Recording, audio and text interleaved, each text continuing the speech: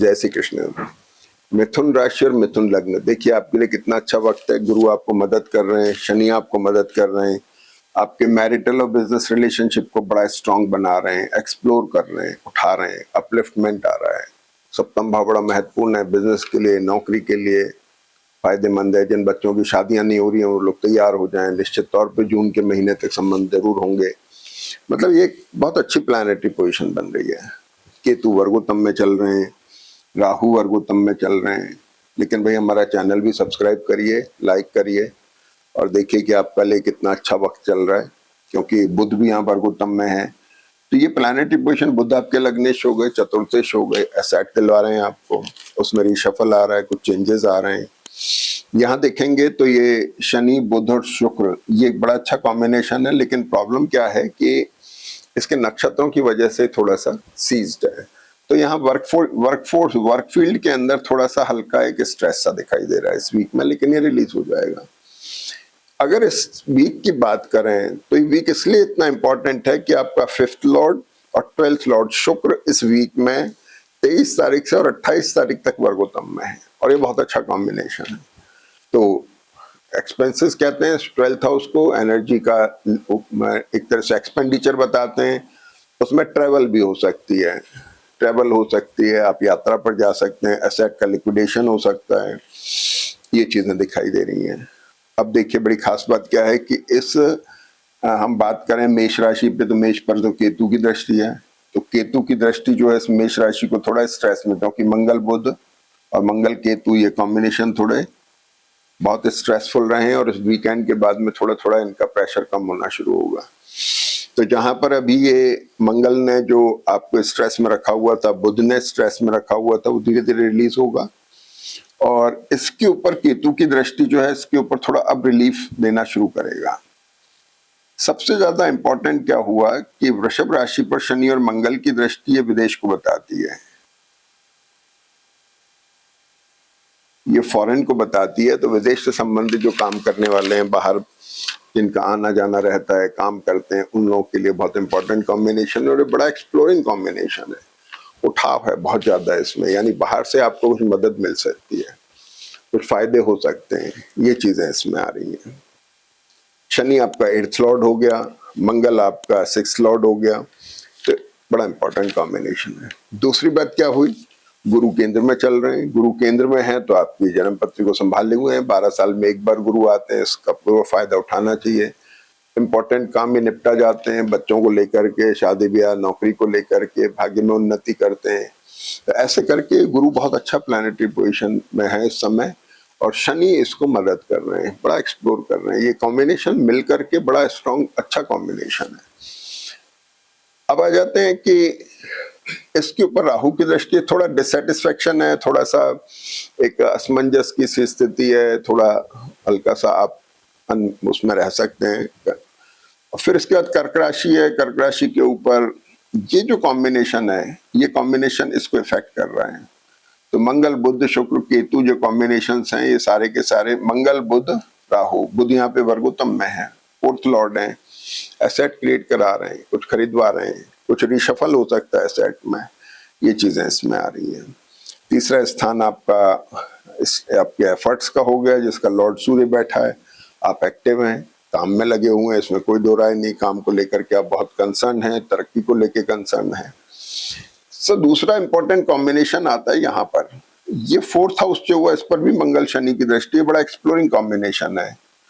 वही फिर से दोबारा से विदेश का हो गया, एसेट क्रिएट कराने का हो गया, ट्रैवल का हो गया, ये चीजें बड़ी इंपॉर्टेंट इसमें आ रही हैं। तो ये एक बहुत अच्छे कॉम्बिनेशन बन रहे हैं इस समय में, जो आपकी जन्म पत्री को स्ट्रॉन्ग बनाए हुए हैं। अब सबसे इंपॉर्टेंट कॉम्बिनेशन शुक्र का हुआ, तो शुक्र आपके मेष राशि में 26 तारीख से आ रहे हैं। तो जैसे ही शुक्र यहाँ पर आते हैं वर्गोत्तम के होके, संतान पक्ष को लेके कंसर्न डेवलप हो जाता है। पढ़ने लिखने वाले बच्चों को थोड़ा सा ध्यान रखने की जरूरत है, उनको थोड़ा कंसर्न हो सकता है, ये चीजें आ रही है। या फिर मानसिक काम करने वाले हैं उनको थोड़ा सा काम को लेकर के, उसको लेके एक प्रेशर मान लीजिए, काम की अधिकता को लेके, ये सब चीजें हो सकती हैं। इसके बाद में ये भाव मैंने आपको बताया शुरू में, गुरु शनि से बहुत एक्सप्लोरिंग है। मकर राशि जो है, इस मकर राशि पर कुंभ राशि आ गई। कुंभ राशि मकर राशि के लॉर्ड यहाँ आ गए, आपके प्रोफेशन के अंदर थोड़े चेंजेस ला रहे हैं, चेंज की टेंडेंसी बना रहे हैं, बेटर साइड की तरफ ले जा रहे हैं। और ये एक विदेश के संबंधित या चेंज का कॉम्बिनेशन हो गया, यानी प्रोफेशनल चेंज दिखा रहा है, कुछ रिशफल दिखा रहा है, कामकाज में नौकरी में कुछ तब्दीलियां दिखा रहा है। और इसके बाद में हम देखेंगे तो ये कॉम्बिनेशन बड़ा एक्टिव कॉम्बिनेशन है, और राहु मंगल का कॉम्बिनेशन अपने आप में ही बहुत स्ट्रॉन्ग कॉम्बिनेशन है जो आपके भाग्य में वृद्धि कर रहा है। 10th लॉर्ड केंद्र में गया, कंसर्न तो आप हैं ही अपनी तरक्की को लेकर के, काम चल ही रहा है, तो ऐसे करके जन्मपत्री बड़ी स्ट्रॉन्ग मोड में है। अब जैसे ही चंद्रमा रोटेट करते हैं चीजें बदलनी शुरू होती हैं। अब जैसे चंद्रमा आपके 23 तारीख को सुबह 4:15 बजे वृषभ राशि में आ जाते हैं, ट्रेवल प्रोन है, पैसे को लेके कंसर्न बता रहे हैं, तो पैसा आ भी रहा है आपके पास में। इसके लॉर्ड शुक्र यहाँ बैठे हुए हैं, ये 23 तारीख के बाद वर्गोत्तम में आ जाते हैं। शुक्र मीन राशि में, मीन नवांश में जाके वर्गोत्तम में हो जाते हैं, तो चंद्रमा शुक्र की राशि में, शुक्र उच्च नवांश में, तो पैसा दे रहे हैं। इसके बाद में 25 तारीख को चंद्रमा मिथुन में आ गए, ये बड़ी अच्छी पोजीशन बनी जो मान सम्मान के लिए बहुत अच्छी है और आपको इम्पोर्टेंस दे रही है। आपका ये मोटे तौर पे लोग इसको गजकेसरी योग बोलते हैं, लेकिन इस चंद्रमा गुरु की लॉर्डशिप देखी जाती है तब हम उसे गजकेसरी योग अच्छा मान सकते हैं। हमेशा गुरु चंद्र बैठे और गजकेसरी बोल दिया, गलत बात है। तो यहाँ पर जो है प्रोफेशनल तब्दीली को लेके कंसर्न बता रहा है चंद्रमा मिथुन राशि में आके, चेंजेस बता रहा है, वर्क प्रोफाइल में चेंज बता रहा है, कामकाज में कुछ परिवर्तन दिखा रहा है। और 25 तारीख को फिर शुक्र जो है मेष नवांश में आ जाते हैं, जिसकी मैंने चर्चा की, बच्चों को लेके कंसर्न हो रहे हैं, पढ़ाई लिखाई को लेके, अपने कामकाज को लेकर के ये चीजें आ रही हैं। अब देखिए आपकी 27 तारीख को चंद्रमा मिथुन राशि में 9:35 तक वर्गोत्तम में रहते हैं, सुबह से, तड़के से। तो सुबह तो यहाँ चंद्रमा वर्गोत्तम में रहे और फिर 9:35 से शाम को करीब 3:30 बजे तक चंद्रमा कर्क में भी वर्गोत्तम में रहते हैं, जो उसकी अपनी राशि है। तो कर्क राशि का चंद्रमा आपको पैसे दे रहा है, तो 100 पैसा आपके पास में आ रहा है। ये सारा कॉम्बिनेशन चंद्रमा को एक्टिव बना रहा है, बहुत अच्छा कॉम्बिनेशन है, धन का कारक है। अगर मान लीजिए आपका पैसा अटका हुआ है, कोशिश करिए निकालने की, और बाकी जहां कहीं भी व्यापार में है तो पैसा निकालने की कोशिश करिए, पैसे आने के योग बन रहे हैं, और नॉर्मल कोर्स में भी हैं तो भी आपको इसका बेनिफिट मिलना चाहिए।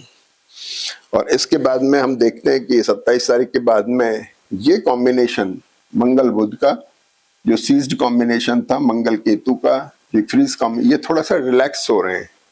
जो स्ट्रेस अब तक बना हुआ था, स्ट्रेस था, बादल घुमड़ रहे, लेकिन उसमें काम भी नहीं हो रहा था और प्रेशर बना हुआ, अब थोड़ा धीरे धीरे रिलीज होने से आपका जो काम है फ्लोट, मतलब चार्ट फ्लोट करने लगेगा, बेटर हो जाएगा। और इसके बाद में 28 मार्च को ये राहु बुध का जो वर्गोत्तम का कैरेक्टर भाग्य में था वो अब चेंज हो जाएगा, जिसने आपको एसेट दिए होंगे, एसेट गेन किया होगा आपने अभी तक। और इसके बाद चंद्रमा 29 तारीख को सिंह राशि में आ जाते हैं, जो तीसरी राशि है आपकी, जो एक्टिव तो बना रही है, लेकिन आने वाले 2.5 दिन में चंद्रमा जब राहु के पास होंगे तो थोड़ा स्ट्रेस भी डेवलप कर सकते हैं। कुल मिलाकर के चार्ट बहुत स्ट्रांग मोड में, फायदा उठाइए। जय श्री कृष्ण।